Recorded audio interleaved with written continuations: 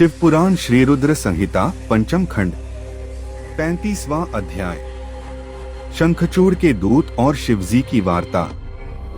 सनत कुमार जी बोले, हे व्यास जी, जब इस प्रकार देवताओं की सेना लेकर भगवान शिव और राक्षसों की सेना के साथ असुरराज शंखचूड़ अपने अपने निवासों को छोड़कर युद्ध करने के लिए यात्रा करते करते रास्ते में रुक गए और दोनों सेनाएं कुछ ही दूर पर रुकी थीं, तब दैत्यराज शंखचूड़ ने अपने एक दूत को संदेश देकर भगवान शिव के पास भेजा।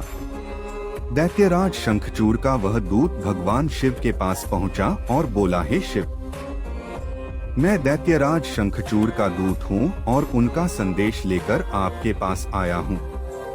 मेरे स्वामी ने कहलवाया है कि वे यहाँ आ गए हैं। अब आपकी क्या इच्छा है? तब दैत्यराज के उस दूत से शिवजी बोले, दूत, तुम जाकर अपने स्वामी शंखचूड़ से कहो कि देवताओं के साथ शत्रुता छोड़कर उनसे मित्रता कर लो। उनका हड़पा हुआ राज्य उन्हें वापस कर दो और तुम सुखपूर्वक अपने राज्य पर शासन करो। दैत्यराज से कहना कि वे शुद्धकर्मी महर्षि कश्यप की संतान हैं। उन्हें ऐसा करना शोभा नहीं देता, इसलिए वे समय रहते मेरी समझाई हुई बात को समझ जाएं, अन्यथा इसके परिणाम दानवों के लिए बहुत घातक हो सकते हैं। भगवान शिव के इस प्रकार के वचन सुनकर वह दूत पुनः बोला, हे देवाधिदेव, हालांकि आपकी बातों में कुछ सच्चाई है, परंतु क्या हमेशा हर बात में असुर ही गलत होते हैं? देवता हमेशा सही होते हैं? उनकी कभी कोई गलती नहीं होती। आपके अनुसार सारे दोष असुरों में हैं, जबकि वास्तविकता में ऐसा बिल्कुल भी नहीं है। दोष केवल असुरों में ही नहीं, देवताओं में भी हैं। मैं उनका पक्ष लेने वाले आपसे पूछता हूँ कि मधु और कैटभ नामक दैत्यों के सिरों को किसने काटा? त्रिपुरों को युद्ध करने के पश्चात क्यों भस्म कर दिया गया?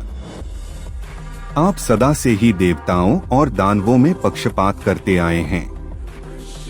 आप देवताओं का ही कल्याण करते हैं, जबकि ईश्वर होने के नाते आप देवताओं और असुरों दोनों के लिए ही आराध्य हैं। इसलिए आपको किसी एक के संबंध में नहीं, बल्कि दोनों के हितों को ध्यान में रखना चाहिए। शंखचूड़ के दूत के वचनों को सुनकर कल्याणकारी शिव बोले, दूत, तुम्हारी यह बात पूर्णतः गलत है। मैं देवताओं और दानवों में कभी कोई भेद नहीं करता।